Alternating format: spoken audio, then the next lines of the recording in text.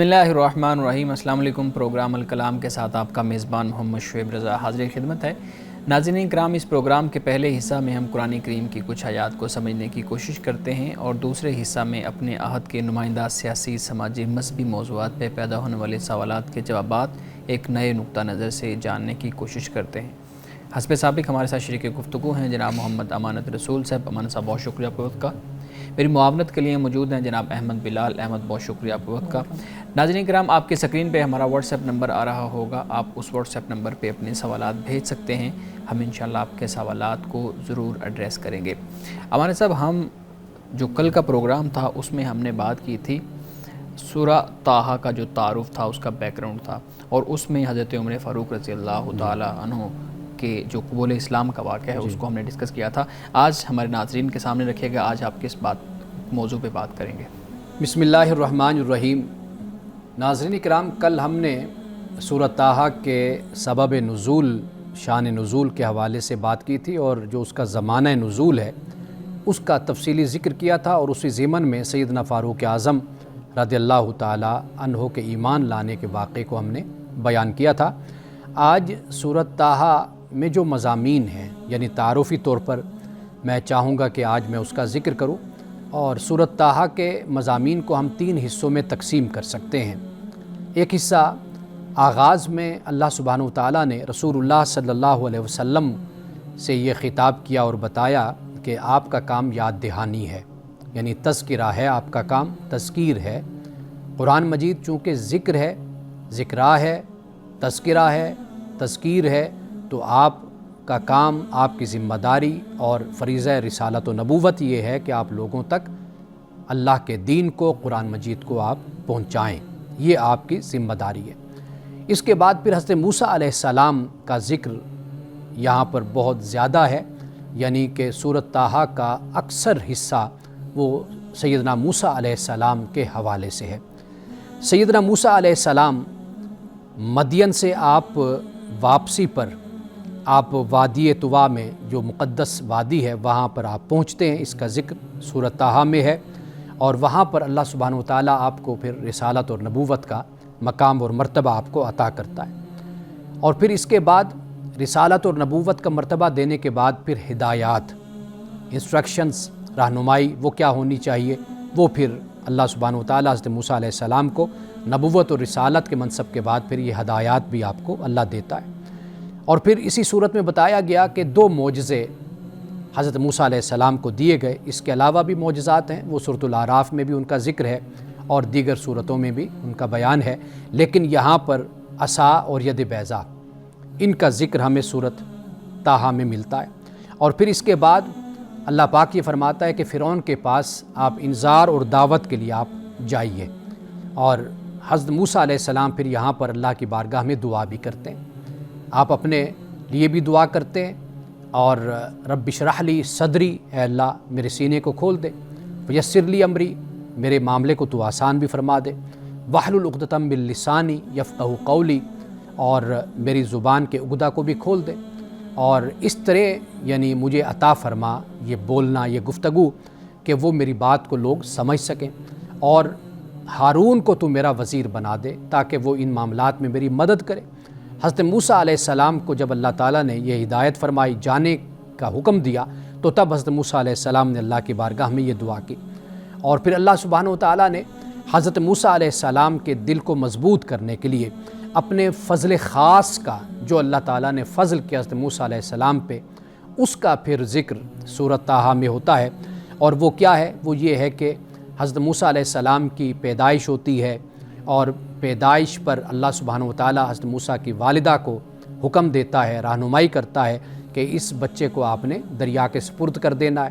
اللہ تعالیٰ پھر حضرت موسیٰ علیہ السلام کو حفاظت کے ساتھ فرعون کے محل تک پہنچا دیتا ہے، اور دشمنوں میں حضرت موسیٰ علیہ السلام کی پرورش ہوتی ہے اور آپ کی وہاں پر تربیت ہوتی ہے، اس کا ذکر بھی سورۃ طٰہٰ میں ہوتا ہے۔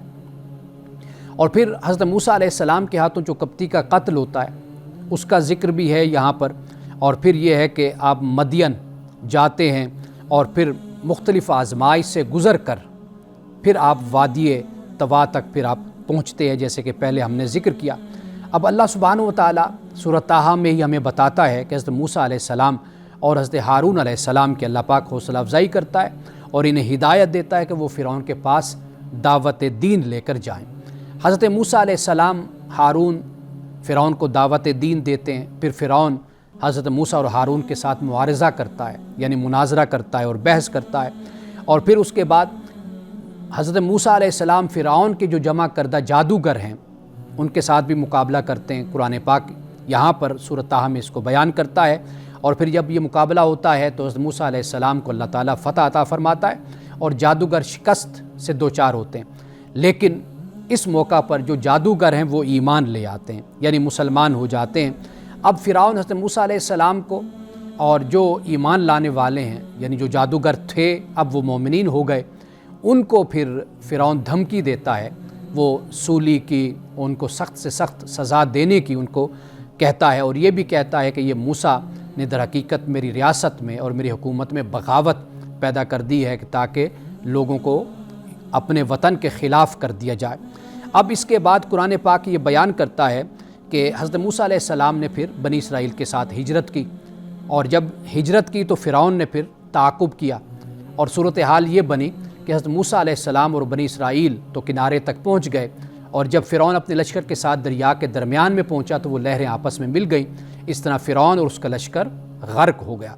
اب اس کے بعد قرآن پاک یہ بھی بیان کرتا ہے کہ کنارے تک جب وہ بحفاظت پہنچے تو اللہ سبحانہ و تعالیٰ نے پھر بنی اسرائیل پر اپنی نعمتوں کو بھی نازل فرمایا، یعنی بنی اسرائیل پر اللہ تعالیٰ نے بڑے احسانات کیے، اور پھر یہ صورتحال بنی کہ جب حضرت موسیٰ علیہ السلام کوہ طور پر گئے تورات لینے کے لیے تو پیچھے کیا ہوا، حضرت ہارون علیہ السلام کو وہاں پر ان کے لیے چھوڑا پیچھے، لیکن وہ قوم ایسی تھی کہ ایسی سرکش قسم کی قوم تھی کہ وہ جو سامری تھا وہ اس کے بہلاوے میں آ کر اور اس نے جو بھی ان کو گمراہ کیا اس کا ذکر بھی سورۃ طٰہٰ میں پھر ہوتا ہے، اور پھر یہ بت پرستی میں یہ قوم مبتلا ہو جاتی ہے۔ اب اس کے بعد اس کے جو اسباب و عواقب ہیں ان کو بھی سورۃ طٰہٰ میں بیان کر دیا گیا۔ آخر میں یعنی تیسرا حصہ جو ہے وہ پھر یعنی پہلے حصے میں رسول اللہ صلی اللہ علیہ وسلم کا ذکر ہوتا ہے، اسی طرح پھر آخری حصے میں بھی اللہ سبحانہ و تعالیٰ رسول اللہ صلی اللہ علیہ وسلم سے پھر خطاب فرماتا ہے، اور اسی دوران کئی اور موضوعات بھی سورۃ طٰہٰ میں بیان ہوتے ہیں۔ تلقین اور تعلیم رسول اللہ کو اللہ پاک یہی فرماتا ہے کہ آپ صبر کیجئے، صبر کی تلقین کرتا ہے، اور وہ لوگ کہ جو آخرت کا انکار کرنے والے ہیں، قیامت کا انکار کرنے والے ہیں، عذاب کا انکار کرنے والے ہیں، ان کو اللہ سبحانہ و تعالیٰ فرماتا ہے کہ اے نبی آپ ان سے یہ کہیے کہ بھئی میں بھی منتظر ہوں، انتظار کرنے والا ہوں، تم لوگ بھی اس کا انتظار کرو۔ تو گویا کہ یہاں پر پھر بہت سے اور موضوعات بھی ہیں جو آخر میں بیان ہوتے ہیں۔ تو رسول اللہ صلی اللہ علیہ وسلم پہ اس صورت کا نزول ہوا، آغاز میں رسول اللہ کا ذکر ہوا، آخر میں بھی رسول اللہ صلی اللہ علیہ وسلم کا ذکر ہوتا ہے، یعنی جس سے معلوم یہ ہوتا ہے کہ رسول اللہ کو اور پھر رسول اللہ کی جماعت صحابہ کو اللہ تعالیٰ کی طرف سے یہ تسلی دی گئی کہ جس طرح حضرت موسیٰ علیہ السلام کامیاب اور کامران ہوئے اور اس بحران سے اور مشکل سے اپنی قوم کو لے کر نکل گئے، تو انشاءاللہ وہ وقت آئے گا کہ جب آپ بھی اپنی قوم کے ساتھ کامیاب و کامران ہوں گے، سرخرو ہوں گے، وہ لوگ کہ جو آپ کے دشمن ہیں، آپ کے مخالف ہیں، وہ اسی طرح ناکام ہوں گے، خسران ہوں گے جس طریقے سے فرعون اور فرعون کا لشکر ہوا تھا۔ بہت شکریہ صاحب۔ مختصر یہ بتائیے گا کہ جو ہمارے ہاں صورتوں کو نام ہے، جیسے سورۃ طٰہٰ کا بھی ذکر ہو رہا ہے، تو یہ نام اللہ رب العزت کی طرف سے رکھے گئے ہیں یا بعد میں ان ہر صورت کا نام رکھا گیا ہے؟ دیکھیے اس حوالے سے تو اکثر جو رائے ہے وہ یہی ہے کہ بھئی یہ اللہ سبحانہ و تعالیٰ نے جس طرح صورتوں کی آیات کی ترتیب رکھی گئی، جس کو ہم توقیفی ترتیب کہتے ہیں، میں اپنے ناظرین کے لیے ذکر کرتا چلوں کہ ترتیب نزولی ہوتی ہے اور ایک ترتیب توقیفی ہوتی ہے۔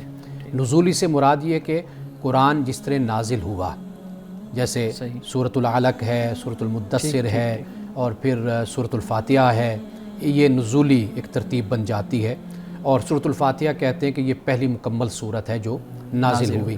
ایک ترتیب ہے جسے ترتیب توقیفی کہتے ہیں۔ ترتیب توقیفی اللہ سبحانہ و تعالیٰ نے جس طرح رسول اللہ کی رہنمائی فرمائی، اسی ترتیب سے رسول اللہ نے پھر آیات کو صورتوں کو آپ نے رکھا آپ نے. یہ اسی لیے اس کو پھر ہم نظم قرآن بھی کہتے ہیں کہ اس میں ایک ڈسپلن ہے, ایک آرڈر ہے کہ آخر نزولی ترتیب نہیں رکھی گئی, توقیفی ترتیب کیوں رکھی گئی؟ اس لیے کہ آیات کا آیات کے ساتھ ایک تعلق ہے, اسی طرح صورتوں کا بھی آپس میں ایک باطنی تعلق جو ہے وہ اس پہ ذرا تدبر کیا جائے اور غور کیا جائے تو وہ انسان کو سمجھ آ جاتی. تو صورتوں کا جو نام ہے اکثر رائے یہی ہے کہ اللہ تعالیٰ کی رہنمائی سے ہی رسول اللہ صلی اللہ علیہ وسلم نے منتخب فرمایا. ناظرین کرام, یہاں وقت ہوا چاہتا ہے ایک بریک کا, ہمارے ساتھ رہیے گا.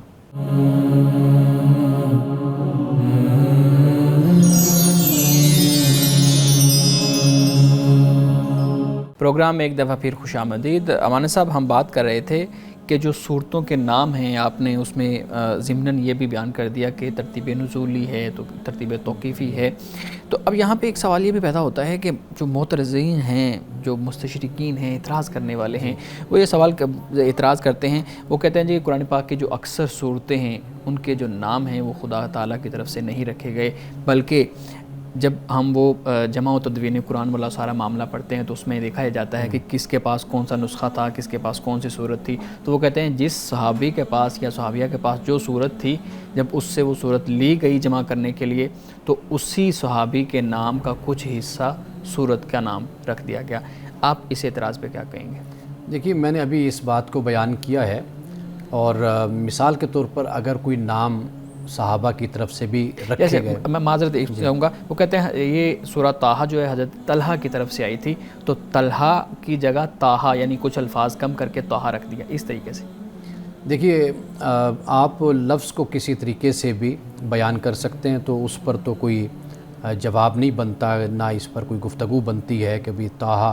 اب مثال کے طور پر طٰہٰ کے بارے میں یہ بھی ایک معنی مفسرین نے اس کا بیان کیا ہے کہ طٰہٰ اس کی اگر شکل دیکھی جائے تو سانپ سے اس کی شکل ملتی ہے. تو بات کہتے ہیں کہ یہ جو توئیں ہے یہ اسی طرح وجود میں آئی.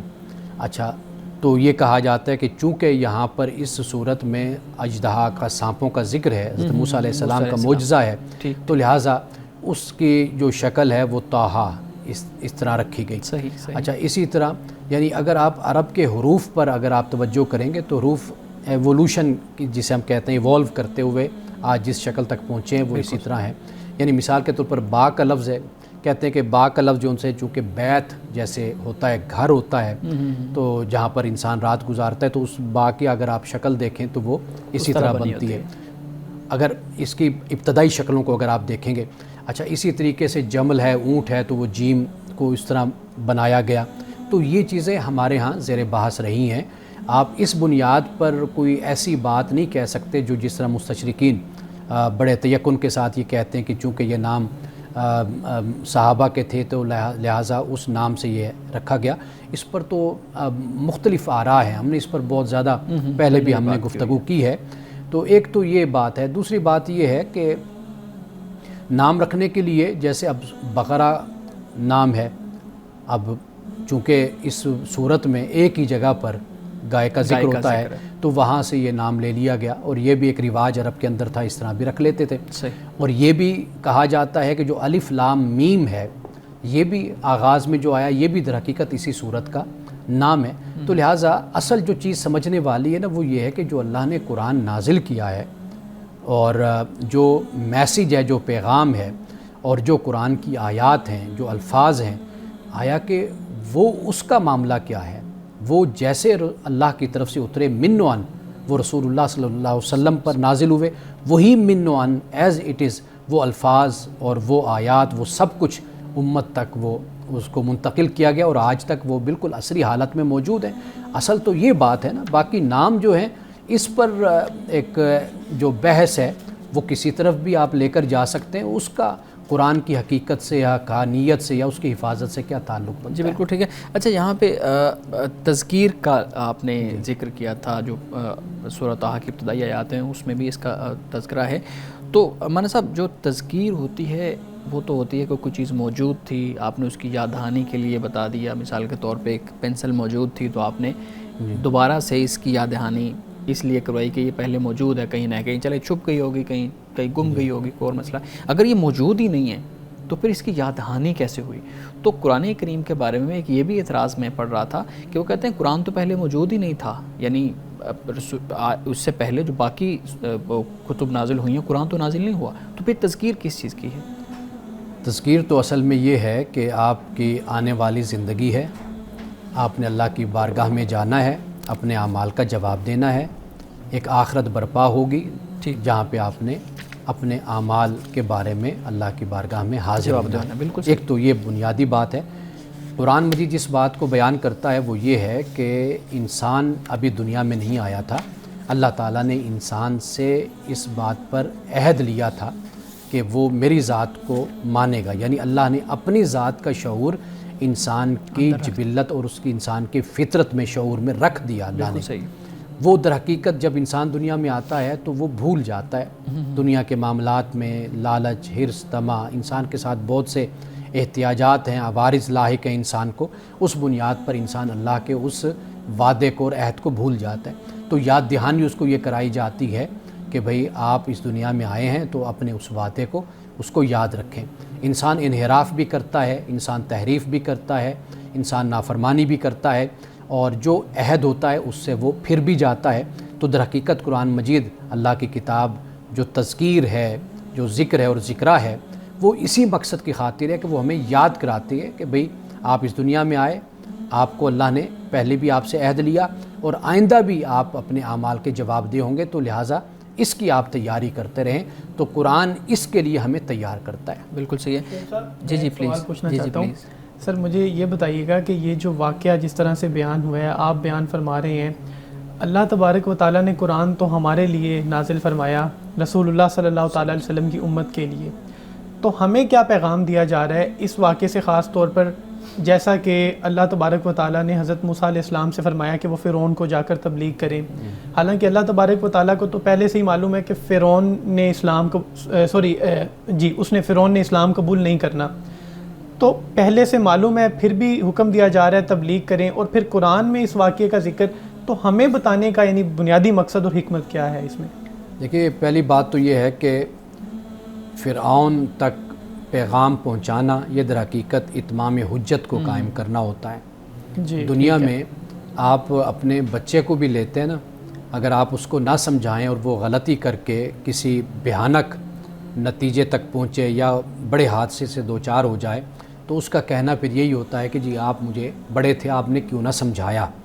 قرآن مجید نے اسی بات کو بیان کیا کہ ہم مہلت اور مدت جو دیتے ہیں وہ اسی لیے دیتے ہیں تاکہ کل یہ کوئی عذر نہ پیش کر سکیں، یہ نہ کہہ سکیں کہ جی ہم تک تو آپ کا پیغام نہیں آیا تھا، آپ کا رسول نہیں آیا تھا، اگر آتا تو ہم ضرور بات مانتے۔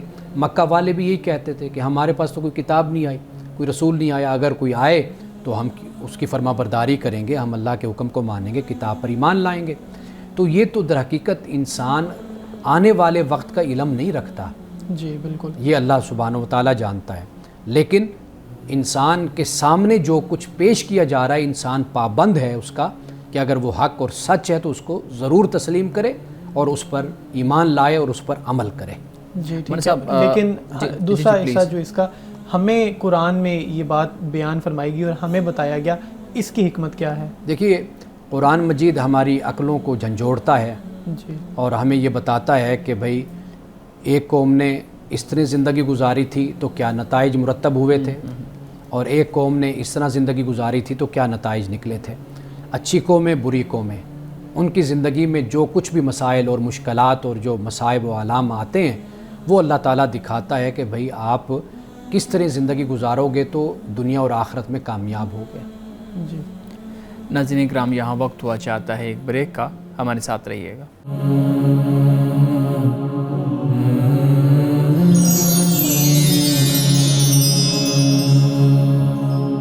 پروگرام میں ایک دفعہ پھر خوش آمدید۔ امان صاحب، ہم اپنے ناظرین کے سوالات بھی آپ کے سامنے رکھتے ہیں۔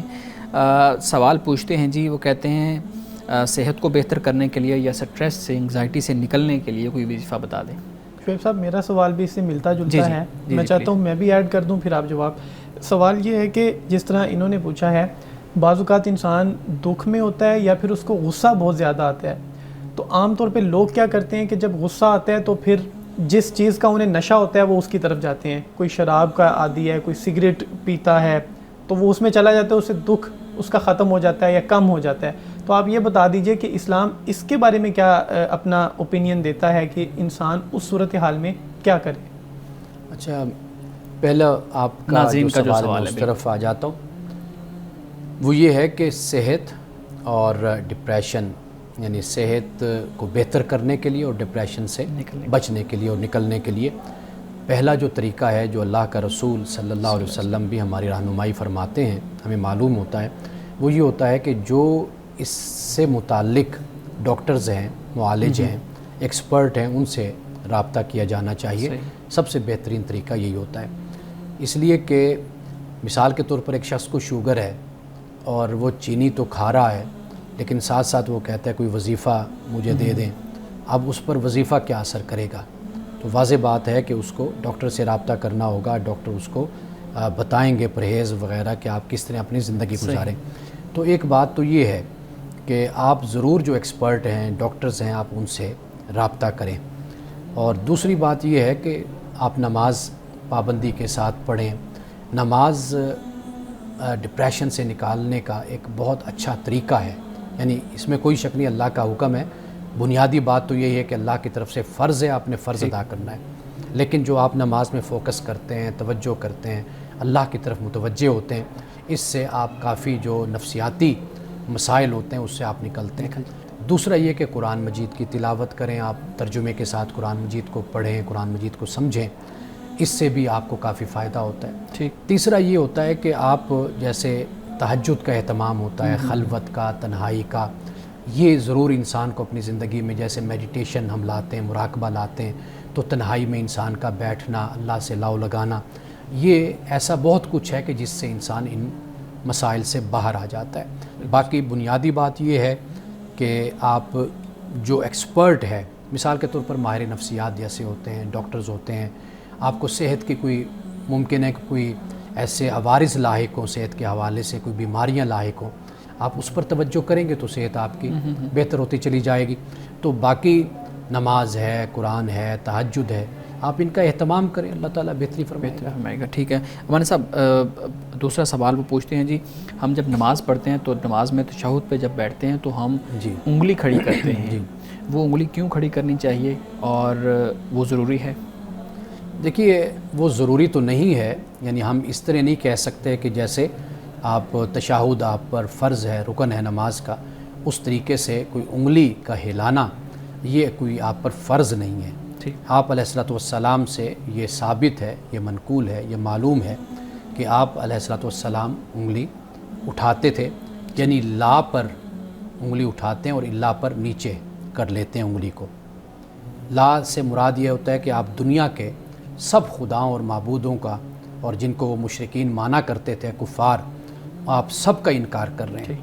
جب آپ نے اللہ کہا تو اس پر آپ انگلی کو نیچے لے آئے, تو جب آپ انگلی کو نیچے لائے تو مطلب یہ کہ آپ مگر صرف ایک خدا کو آپ مانتے ہیں. مولانا صاحب میں چاہوں گا آپ تھوڑا اس کو پورا پڑھ دیں گے نا, تو لا اور اللہ یہ ہمارے ناظرین کے لیے واضح ہو جائے گا. جیسے وہ اشہد اللہ الہ الا اللہ, جیسے مثال کے طور پر ہم بیٹھے ہوئے ہیں, تو اشہد اللہ, یہ ہوگی انگلی اٹھ گئی, ٹھیک, تو الہ الا اللہ, ٹھیک, اللہ پہ آپ واپس لے آئے اللہ. تو مطلب یہ ہے کہ باقی سارے خداؤں کا انکار کر دیا, تو صرف اور صرف ایک خدا, اللہ کی وحدانیت کا اقرار, ہم نے اللہ کے وحدانیت کا ہم نے اقرار کیا. تو یہ ہے. اب میں آپ کو ذاتی مشاہدہ میں بتا دیتا ہوں کہ میرے والد صاحب رحمۃ اللہ علیہ وہ انگلی نہیں اٹھایا کرتے تھے. ٹھیک, وہ یعنی کہ ایسے ہی نماز پڑھتے تھے تیاد. میں نے ان سے ایک مرتبہ پوچھا تو انہوں نے مجھے پھر یہ بتایا تھا کہ بھئی میں اس وجہ سے نہیں انگلی اٹھاتا, کہیں ڈر سے انگلی غلط نہ اٹھ جائے. اچھا, یعنی جیسے مثال کے طور پر لا کے بجائے انگلی اللہ پر اٹھ جائے, یا کوئی اس طرح معاملہ جو ان سا ہے, وہ ان کا ایک خیال تھا, یعنی ان کی ایک سوچ تھی, جس بنیاد پر ایک احتیاط آپ کہہ لیجئے کہ وہ اپنی انگلی کو نہیں اٹھایا کرتے تھے. اب ایک اور جو ہمیں معلوم ہوتا ہے وہ یہ ہوتا ہے کہ وہ انگلی اٹھاتے ہیں پھر انگلی کو اٹھائے رکھتے ہیں, یعنی کہ ٹھیک, یا اس دوران انگلی کو اینڈ تک ہلائے رکھتے ہیں. ٹھیک ہے, یہ دونوں چیزیں مختلف طریقے موجود ہیں.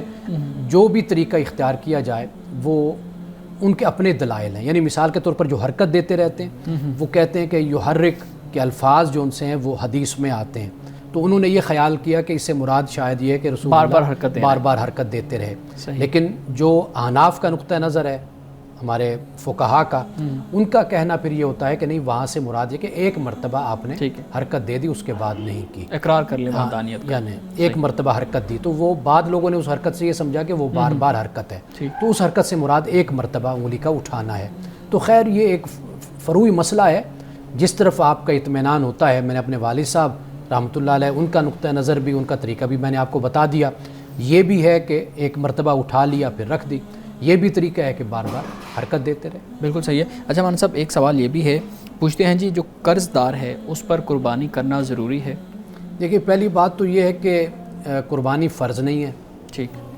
احناف کے ہاں صرف واجب ہے، یعنی وہ شخص کے جو صاحب استطاعت ہے تو اس پر وہ کہتے ہیں کہ واجب ہے کہ وہ قربانی دے. باقی علماء اور فقہا کے نزدیک وہ سنت ہے، یعنی ایک بہترین اچھا عمل ہے کہ اگر وہ قربانی دیتا ہے تو سبحان اللہ، بہت پسندیدہ کام ہے کہ رسول اللہ نے بھی دی ہے قربانی. تو یہ نقطہ نظر ہے. جو یہ فرض اور واجب کی بات کر رہے ہیں نا، تو یہ صرف احناف کے ہاں اس کا واجب کا تصور ہے، فرض کا تصور وہاں پر بھی نہیں ہے. جی بالکل ٹھیک ہے.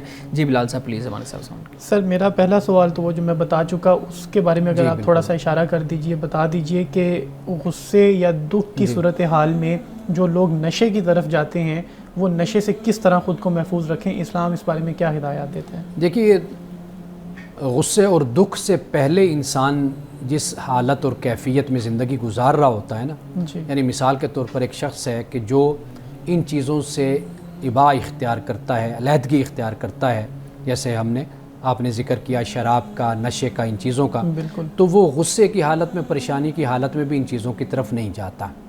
جو شخص پہلے کچھ عادی ہوتا ہے ان چیزوں کا، وہ پھر غصے کو یا ان چیزوں کو ایک لحاظ سے ایکسکیوز بنا لیتا ہے، اپنے لیے بہانہ بنا لیتا ہے کہ بھئی میں اس حالت میں ہوں تو لہٰذا میں اس طرف گیا ہوں. ورنہ آج کے دور میں اگر آپ دیکھیں وہ جو اینگر مینجمنٹ کا بھی ایک تصور موجود ہے. اب تو باقاعدہ طور پر یعنی جدید علوم وجود میں آ چکے ہیں کہ جس سے انسان اگر چاہے تو اپنا علاج کروا سکتا ہے. تھیراپسٹ موجود ہیں، ان سے بھی یہ علاج ہو سکتا ہے. باقی یہ ہے کہ جو مومن کا طریقہ ہے، اللہ کے فرمانبردار بندے کا، مسلمان کا، وہ طریقہ یہی ہوتا ہے کہ جو دکھ بھی اس کو پہنچتا ہے وہ یہ خیال کرتا ہے کہ یہ میری آزمائش ہے، یہ میرا امتحان ہے خدا کی طرف سے، وما هم بضارین بہ من احد الا باذن اللہ، کہ اللہ کے حکم سے ہی، اذن سے ہی تکلیف پہنچتی ہے، ورنہ کوئی بھی کسی کو تکلیف نہیں پہنچا سکتا. اب وہ جو تکلیف پہنچنے والی ہے اس کو وہ صبر کے ساتھ، ہمت کے ساتھ اس کو برداشت کرتا ہے اور اس سے پھر نکلنے کے لیے پوری کوشش اور محنت بھی کرتا ہے اور اللہ تعالیٰ سے دعا بھی کرتا ہے. ناظرین اکرام یہاں وقت ہوا چاہتا ہے ایک بریک کا، ہمارے ساتھ رہیے گا.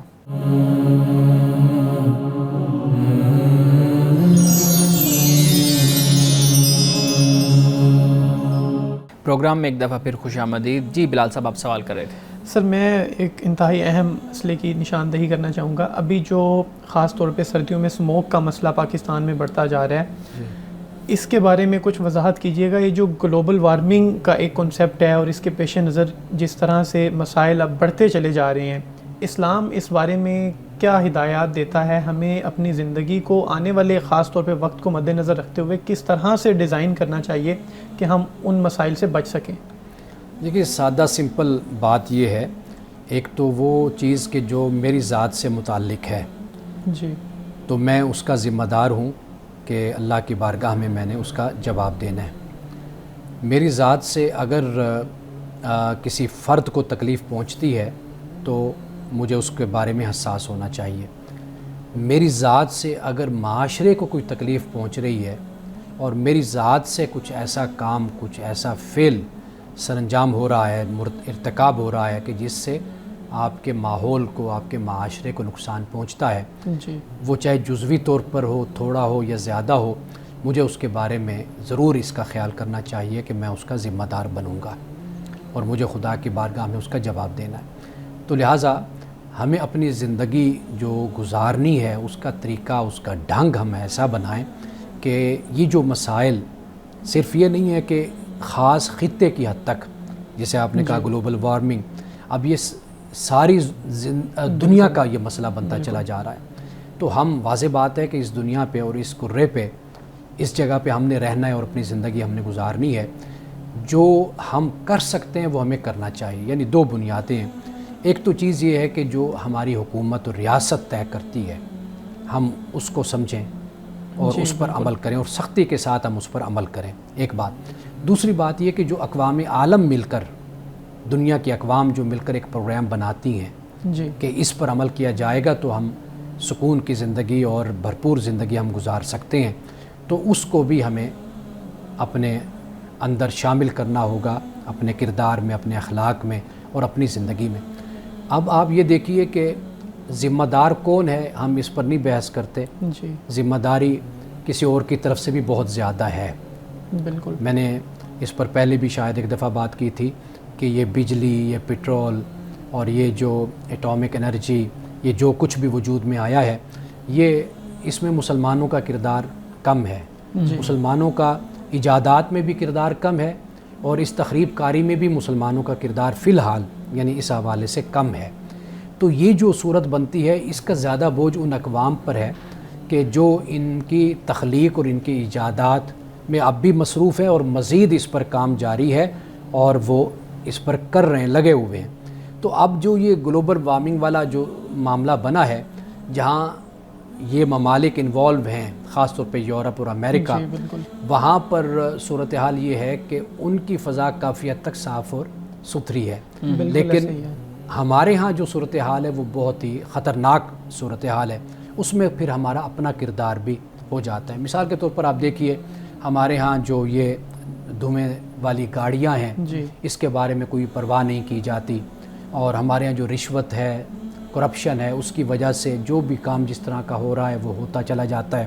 مثال کے طور پر بڑی بڑی بلڈنگز لاہور کو گھیر لیا، وہ جو ہوا اور فضا کی صفائی ہے وہ نہیں ہے. جی اور اس پر بھی بڑا اگر آپ مطالعہ کریں، آپ پڑھیں تو آپ کو معلوم ہوگا کہ لاہور میں سموگ کی ایک بنیادی وجہ یہی ہے کہ بڑی بڑی عمارتیں بنا دی گئی ہیں، اور جو زمین ہے گرینری کم ہو گئی ہے، اور دیگر مسائل ہیں. یہ جو چیزیں جو ہم تک لازم ہیں وہ ہمارا کام ہے کہ ہم اس پر بیٹھ کر سوچیں اور اس چیز کا مقابلہ کریں اور ختم کریں چند سالوں میں. لیکن جو عالمی سطح کا معاملہ ہے تو وہاں پر پھر ہمیں اس سطح پہ جا کر بھی آواز اٹھانی چاہیے کہ بھئی مسائل تو آپ لوگوں کے پیدا کرتے ہیں، اور ان مسائل کو پھر آپ ہماری طرف دھکیل دیتے ہیں کہ جس سے پھر خاص طور پر ہماری جیسی اقوام ہیں وہ زیادہ متاثر ہوتی ہیں. اچھا یہ بھی تو ہمارے صاحب معذرت، یہ بھی تو دیکھا گیا ہے نا کہ جب بھی اس طرح کا معاملہ ہوتا ہے، جیسے کلائمیٹ چینج کا معاملہ ہم ڈسکس کر رہے ہیں، ویمن رائٹس کا معاملہ ہو، کلائمیٹ چینج کا معاملہ ہو، چائلڈ لیبر کا معاملہ ہو، تو یہ مسائل ہیں ہمارے گراؤنڈ پہ جن سے ہم متاثر ہو رہے ہیں. لیکن ہم نے دیکھا ہے کہ جو متاثرہ لوگ ہوتے ہیں وہ اس پہ توجہ کم کرتے ہیں، جبکہ جو انٹرنیشنل فنڈنگ ایجنسیز ہوتی ہیں، این جی اوز جن کو ہم کہتے ہیں، ادارے ہیں مختلف، وہ ان پہ بہت زیادہ کام کرتے ہیں. جبکہ مسئلہ ہمارا ہے، کام ہمیں کرنا چاہیے، ہم نہیں کرتے، یعنی اس ملک کے اس جگہ کے باشندے نہیں کرتے، دوسرے لوگوں کو اس پہ کام کرنے کی ضرورت کیوں محسوس ہوتی ہے پھر؟ اچھا ایک بات تو یہ ہے کہ چونکہ شعور، اویئرنیس، ایک تو یہ بات ہے، ان ممالک میں اپنے شہریوں کو، اپنے لوگوں کو بہت زیادہ اس حوالے سے اویئرنیس دی جاتی ہے، ایجوکیٹ کیا جاتا ہے. ایجوکیٹ کیا جاتا ہے. دوسری بات یہ ہے کہ ان کے پاس جو وسائل اور ذرائع ہیں ان چیزوں کو جانچنے کے، پرکھنے کے، دیکھنے کے، کہ آیا کہ 50 سال کے بعد کیا صورتحال ہوگی، 100 سال کے بعد کیا صورتحال ہوگی، وہ اس چیز کو بہت زیادہ فالو کرتے ہیں، پلاننگ کو دیکھتے ہیں، اور اس کا جو حساب و کتاب کہہ لیجئے وہ پورا ان کے پاس ہوتا ہے. یعنی آبادی کو وہ دیکھتے ہیں کہ دنیا کی آبادی کتنی بڑھ جائے گی، وسائل کی کیا صورتحال ہوگی، ہم کن مشکلات سے دوچار ہوں گے. ہمارے ہاں جو سب سے بڑا مسئلہ ہے وہ ایک روٹی کا مسئلہ، روزگار کا مسئلہ. ہمارے ہاں اس طرح کے جو مسائل ہیں کہ وسائل کم ہیں، مسائل ہم نے زیادہ پیدا کر لیے. مثال کے طور پر پاکستان ایک ملک نہیں کئی ملک بنا لیں تو یورپ کا ایک ملک بنتا ہے، لیکن آبادی کو جب اگر آپ دیکھیں گے تو وہ اتنی آبادی ہوگی کہ جتنے لاہور کی آبادی ہے. ہاں جی ٹھیک ہے نا جی. اب وہ اتنا بڑا ملک تو وسائل بہت زیادہ، تو پھر ان کی جو توجہ ہوتی ہے وہ اپنے شہریوں پر، اپنے لوگوں پر ہوتی ہے، ان کو ایجوکیٹ کرنے پر ہوتی ہے، جس وجہ سے ان میں حساسیت، سینسٹیوٹی بھی بڑھتی ہے، رسپانسبلٹی بھی بڑھتی ہے. وہ پھر دیکھتے ہیں کہ ہم کیا کردار ادا کر سکتے ہیں. ہمارا مسئلہ یہ ہے کہ ہم کرپشن بھی ہمارے ہاں بہت زیادہ، ہمارے ہاں کم علمی بھی اس حوالے سے بہت زیادہ، اور پھر جو مذہب کے نام پر جو ہمارے ہاں ایک یہ ہوتا ہے جی ٹھیک ہے دیکھی جائے گی، اللہ بہتر کرے گا، اللہ جانتا ہے، لیکن اللہ تعالیٰ نے ہمیں عقل دی ہے، شعور دیا ہے، سمجھ دی ہے، اختیار دیا ہے، ہم پر لازم ہے کہ ہم بھی پلاننگ بنا کر اور اچھے طریقے سے زندگی گزاریں۔ سر ایک فقہی سوال میرے ذہن میں آ رہا تھا جب آپ یہ گلوبل وارمنگ کے حوالے سے بات کر رہے تھے، ابھی اگر حکومت کوئی پالیسی بناتی ہے اور لوگ اس پر عمل نہیں کرتے، اب ایک طرف دیکھا جائے تو حکومت کی اپنی ناکامی بھی اس میں شامل ہے کہ وہ امپلیمنٹیشن کروانے میں ناکام ہو گئی ہے، تو کیا اس میں کوئی گناہ کا بھی وہ ہوگا کہ حکومت کے جو نمائندے ہیں ان کو گناہ ہوگا کوئی، یا ان سے پوچھا جائے گا کہ آپ اس کی امپلیمنٹیشن کروانے میں کیوں ناکام رہے، حالانکہ عوام خود بھی اس پہ عمل نہیں کر رہی؟ دیکھیے، جو جس حد تک ذمہ دار ہوگا وہ اس کا جواب دہ ہوگا، لیکن آپ یہ دیکھیے کہ حکومتوں کا جو طریقہ ہوتا ہے نا، وہ یہ ہوتا ہے کہ معاشرے کی مختلف اکائیوں کو انوالو کرتے ہیں۔ جی بالکل۔ یعنی مثال کے طور پر علماء کو انوالو کیا جاتا ہے، ممبر کو، مسجد کو انوالو کیا جاتا ہے، آپ اپنے اہل دانش، اہل قلم، اہل علم اور کالم نگار، آپ ان سب کو انوالو کرتے ہیں، آپ سکول، کالج، یونیورسٹی کو انوالو کرتے ہیں، آپ ڈاکٹرز کو انوالو کرتے ہیں۔ یہ پوری ایک تحریک کی جب صورت بنتی ہے نا، تو پھر معاشرے میں تبدیلی ہوتی ہے۔ یہ جو طریقہ ہوتا ہے نا کہ کچھ آپ ایڈز چلا دیتے ہیں ٹیلی ویژن پر، کچھ مشہوریاں کر دیں، کچھ آپ اس طرح کچھ کام کر دیے اور بیٹھ کر اجلاس کر لیے، یہ بھی اپنی جگہ پر بڑے اہم کام ہوتے ہیں، لیکن آپ معاشرے کی دیگر اکائیوں کو، دیگر شعبوں کو، دیگر لوگوں کو جب تک آپ انوالو نہیں کرتے نا، تو اس وقت تک آپ ان مشکلات پر قابو نہیں پا سکتے۔ امان صاحب آج کے حدیث مبارکہ بیان کیجیے گا۔ آج کی حدیث بہت ہی اہم ہے اور یہ حدیث تجارت کے حوالے سے ہے، یعنی تاجروں کے حوالے سے ہے۔ رسول اللہ صلی اللہ علیہ وسلم نے فرمایا، اور روایت کرنے والے ہیں حضرت عقبہ بن عامر، اور یہ ابن ماجہ کی حدیث ہے۔ فرماتے ہیں کہ رسول اللہ صلی اللہ علیہ وسلم نے فرمایا کہ مسلمان کا بھائی ہے، جو مسلمان اپنے بھائی کے ہاتھ کوئی چیز بیچے اور اس میں عیب ہو تو اس کو چاہیے کہ اس عیب کو اس سے صاف صاف بیان کر دے۔ عیب کو چھپانا کسی مسلمان تاجر کے لیے جائز نہیں ہے۔ یعنی جب آپ کوئی تاجر ہے، دکاندار ہے، جب وہ کوئی چیز بیچتا ہے تو پھر اس پر لازم ہے کہ وہ گاہک کو اس کے بارے میں بتا دے کہ یہ کس کوالٹی کی چیز ہے اور اس میں کوئی عیب تو نہیں ہے۔ اگر کوئی عیب ہے تو اس عیب سے بھی گاہک کو آگاہ کر دے، بتا دے، خبردار کر دے کہ اس میں یہ عیب موجود ہے۔ اور آپ نے یہ فرمایا کہ عیب کو چھپا کر کوئی اپنی چیز کو بیچتا ہے تو یہ اس کے لیے جائز نہیں، یعنی گویا کہ وہ اس کے لیے حلال رزق پھر نہیں رہے گا، وہ اس کے لیے حرام ہو جائے گا۔ ناظرین کرام، اس دعا کے ساتھ اپنے پروگرام کا اختتام کریں گے۔ اللہ رب العزت حسن کلام اور تاثیر کلام عطا فرمائے، ہماری زبان کے گروں کو کھول دے اور سننے والوں تک خیر کا پیغام پہنچے۔ اجازت دیجیے، خدا حافظ۔